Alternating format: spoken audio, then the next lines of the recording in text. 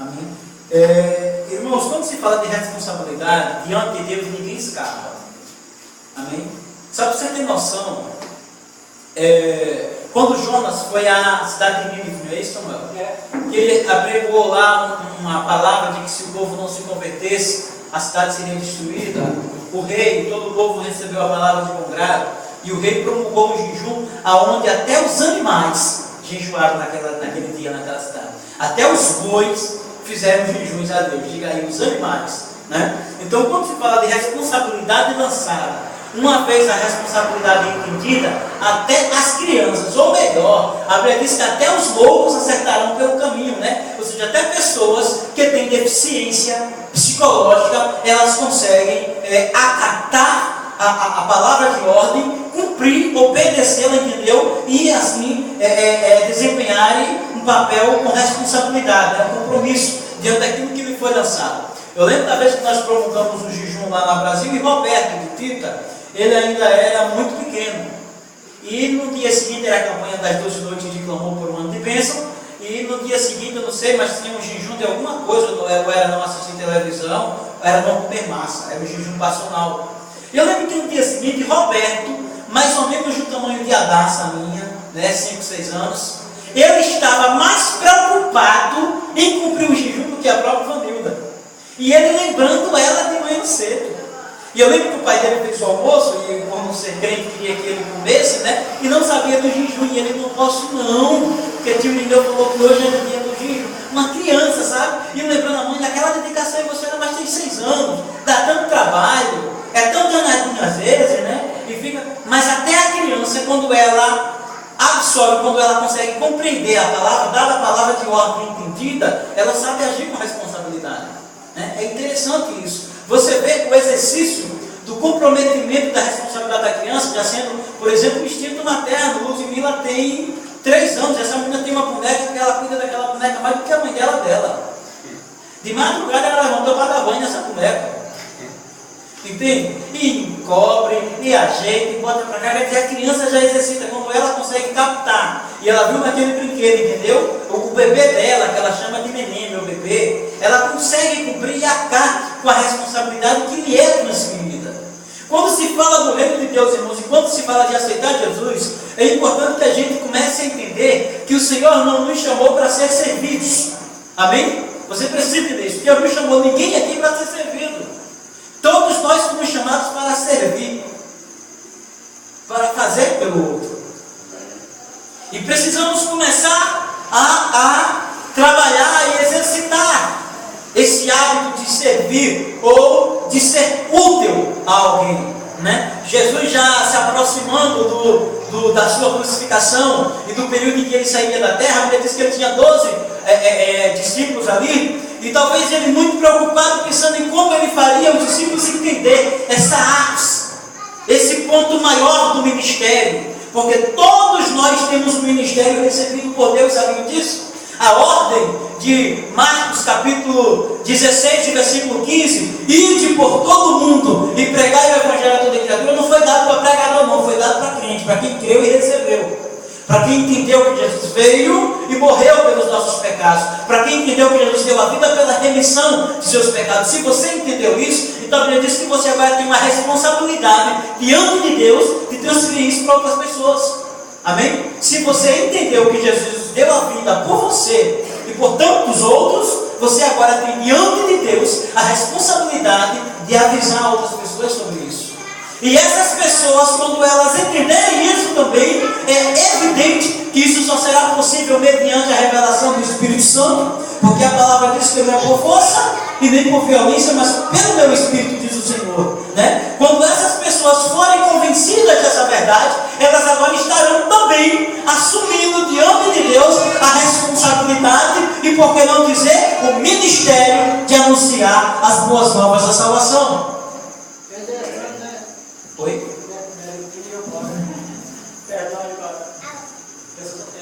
Você vai falar ministro, né? Falar ministro significa servidor ou ajudante, né?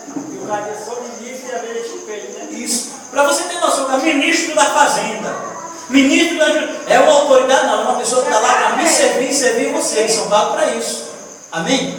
A palavra ministra lá, o Ministério da Fazenda, o ministro da Justiça é uma pessoa que foi colocada lá para servir ao Estado.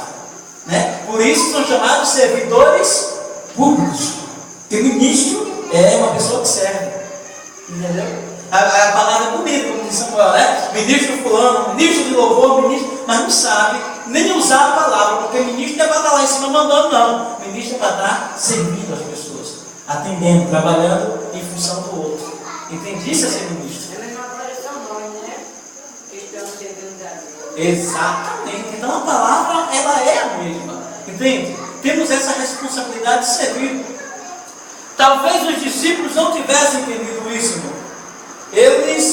A Bíblia fala aqui nesse trecho, é uma coisa muito interessante, porque algumas pessoas que estão nessa condição dos discípulos acompanhavam Jesus, e as pessoas iam ter com Jesus porque suas palavras eram boas, eram poderosas, eram libertadoras, renovadoras, restauradoras, curadoras, era uma palavra maravilhosa.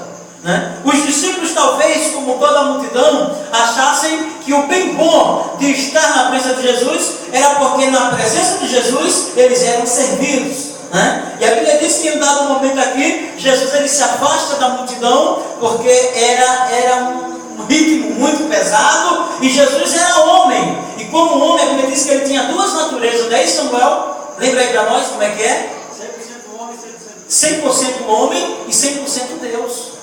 Amém? Jesus ele sentia dor, sentia fome, sentia sono, sentia tudo. E ele também tinha a revelação e o discernimento de Deus, porque ele era homem e ele era Deus.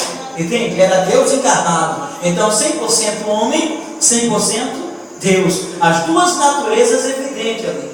Então Jesus entende tudo que a gente sente, porque ele também foi homem como nós, né? Mas Jesus também entende o coração de Deus, porque ele também é Deus, né? Ele tem essa capacidade. É por isso que lá em Atos a palavra diz que há um só Deus e um só mediador entre Deus e homem. Só Jesus tem essa capacidade de me entender e de entender o Pai. Amém? Porque ele é 100% Deus e 100% homem. Então Jesus ele pode criar essa harmonia e essa comunhão entre eu e Deus, entre Deus e eu, entre você e Deus, entre Deus e você. Ele é o mediador, ele é o canal, como ele diz lá em João capítulo 14, versículo 6, ele é o caminho, a verdade e a vida. Amém? Então tudo que diz respeito ao mundo espiritual precisa entender que a porta se chama Jesus, não tem outra. Não adianta invocar nenhuma outra pessoa, porque só ele foi 100% Deus e 100% homem. O Deus encarnado revelado por nós, sem falar que foi ele que deu a vida, né, em sacrifício para a remissão dos nossos pecados. Mas irmãos, nos atendo mais aqui ao texto. Existe algo muito maravilhoso aqui, que é a sede e a fome que as pessoas tinham da palavra. Eu não sei se é porque os judeus já eram um povo religioso mesmo, devotado, de uma cultura hebraica, né? Formados sobre uma lei mosaica, que era a lei que Moisés havia escrito. O povo tinha uma devoção muito grande pela palavra. E isso fazia com que as multidões, irmãos, perdessem o senso comum. Olha só o que os discípulos dizem a Jesus: mestre, despede a multidão, já é tarde, para que eles vão e procurem alguma coisa para comer e não morram, não desfaleçam de fome no meio do caminho. O desejo das pessoas, irmão Neto, de ouvir a palavra daquele povo era tão grande que eles perdiam o senso de horário, eles perdiam o senso da hora de sua alimentação, entendeu? Passavam o dia todo e não queriam sair dali, eles queriam ouvir a palavra, eles queriam ouvir o mestre, eles queriam esse contato, eles queriam essa comunhão com Jesus. E aí não tinha fome, não tinha sede, não tinha nada. E a Bíblia diz que os discípulos perceberam que aquele povo já precisava se alimentar, e que se não se alimentasse eles iriam começar a adoecer e padecer por ali. Talvez muitos morressem no caminho para casa, porque nessa época o transporte era algo muito restrito, né? E aos cavalos, as carruagens que pertenciam aos grandes reis. Olha, irmão, a carrocinha com o jumentinho hoje que o seu tamanho da esquina tem, antigamente era só um rei que podia possuir isso. E as pessoas andavam de pé, eram dias e dias caminhando. E os discípulos perceberam essa necessidade. necessidade das pessoas, mas as pessoas não estavam nem aí, elas queriam ouvir esta palavra. Né? Agora, uma coisa que me chama a atenção, e aqui eu quero que todos tenham essa ciência de responsabilidade. Quando os discípulos dizem: Senhor, já é tarde, né?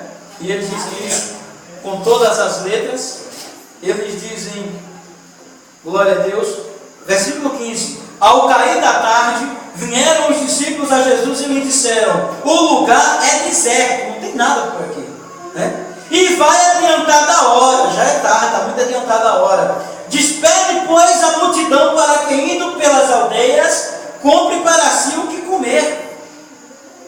Entendeu? Ele disse: Senhor, manda o povo embora. Está tarde, esse povo precisa arrumar alguma coisa, vai encher o bucho. Jesus olha para os discípulos e ele fala uma coisa muito interessante que poucos crentes ainda entenderam isso. Jesus disse: dai vós de comer. Diga aí. Está dizendo isso ainda? É você que vai ter que cuidar desse povo. Samuel, é você que vai ter que cuidar. Fátima, é tu que vai ter que cuidar. Neto, o abacaxi é teu. Agora raciocina comigo. Se os discípulos estavam atendendo, eles também estavam com fome. Eles também estavam debilitados. Ou pelo menos já iniciando, né, essa fase de debilidade. Entende? E Jesus disse: mesmo assim, é você quem tem que dar de comer. Na igreja tem pelo menos duas posições que os crentes normalmente ocupam. Um está na posição de ser servido, ele vem ali só para receber. E o outro está na posição de servir, ele vem ali para entregar algo de Deus.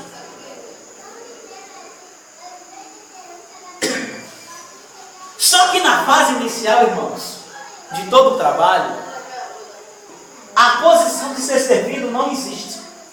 Vocês sabiam disso? Todo o trabalho, quando ele está começando no reino de Deus, a cadeira dos que são servidos, ela não existe. Só ocupa a cadeira aqueles que vão servir. Entende? Jesus, quando começou a obra, não foi diferente disso não. Ele saiu na casa chamando um. A Bíblia diz que quem era que estava cobrando imposto? Mateus, era o Levi, né? O cara estava cobrando imposto. Jesus diz: ei, você vem e siga-me. E Mateus carreirando depois Jesus. Chega perto da praia, está Tiago e André, né? Preparando a rede, era um pescador, ajudando o pai a desenrolar a rede. Jesus chega para ele e diz: ei, vocês, vinde após mim, eu vou fazer de vocês pescadores de homens. E essa turma começou a acompanhar Jesus. Daqui a pouco Jesus tinha um grupo de 12 homens. O trabalho estava só começando. A congregação só tinha 12 pessoas. E esses discípulos talvez ainda não tivessem captado isso. Me parece que tudo recaía sobre Jesus. Era Jesus que tinha que atender o povo. Era Jesus que tinha que estar orando pelo povo. Era Jesus que tinha que estar cuidando do povo. E os discípulos achavam que eles estavam lá sendo cuidados por Jesus com o povo. Foi por isso que eles disseram: Senhor, manda a multidão embora. Jesus disse: ó, dai-lhe voz de comer. A responsabilidade também é sua. Eu quero ter a liberdade do Espírito de Deus para dizer isso nessa noite. Sabe o que essa palavra deu para mim, né? Para você, saindo. É que qualquer um de vocês aqui tem diante de Deus a responsabilidade de visitar um irmão, de cantar um hino na casa dele, de orar por ele, de ir lá levar uma palavra para ele. Não é do pastor não. Ou melhor, não é só do pastor não. Que os discípulos aqui achavam que a responsabilidade era só de Jesus. Jesus disse: não, dai voz. Está vendo? Está entendendo? Isso é ministério. Por isso que eu falei, todos temos uma responsabilidade diante de Deus.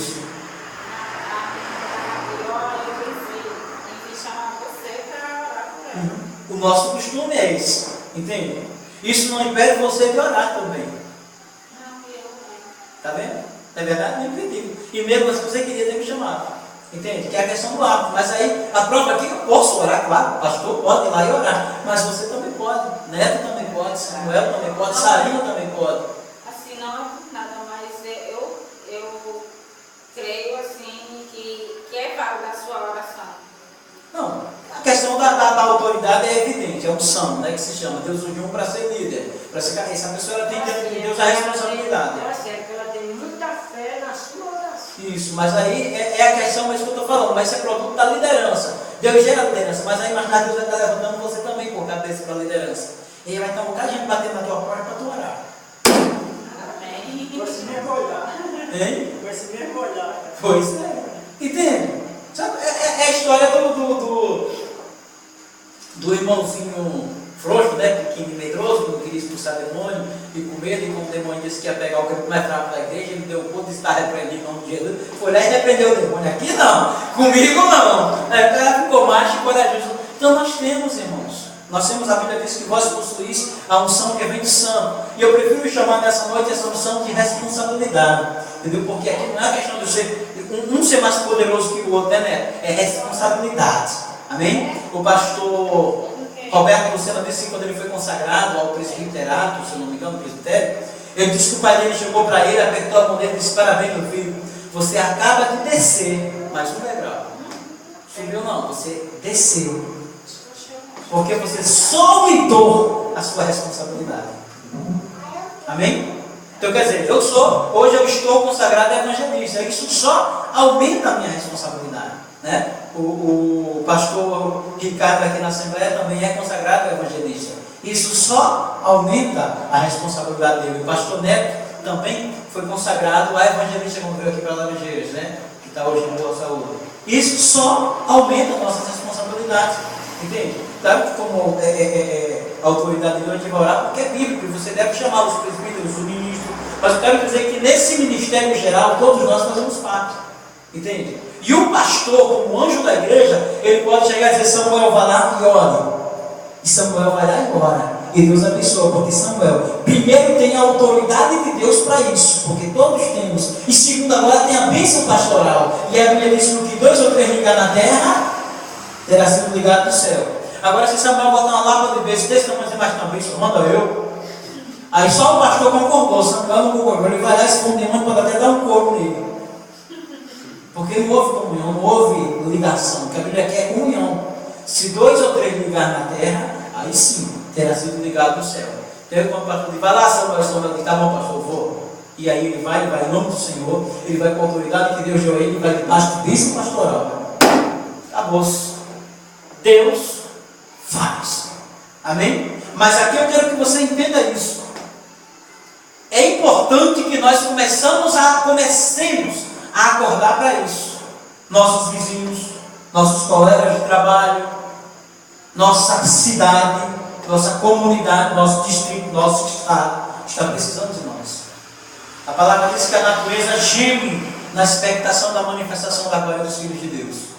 Ou seja, tem muita gente esperando que você simplesmente bata no ombro dele e diga: Jesus te ama. E isso vai fazer esse cara desistir até de se matar.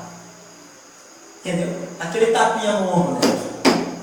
Só isso. Você vai chegar muitas vezes para alguém e vai dizer: meu filho, vai dar certo. Isso vai ser suficiente para o cara levantar a cabeça e continuar tentando. Porque ele já tem desistido. Agora, eu e você precisamos sair dentro de casa e fazer isso. Isso é ministério. Eu próprio na minha casa tenho que fazer isso. Dentro de sua própria casa tem que fazer isso. Mas aí vocês precisam entender aqui uma coisa que é estatisticamente biblicamente falando, é uma estatística correta. Jesus disse: mas recebereis poder, lá em Atos 1:8.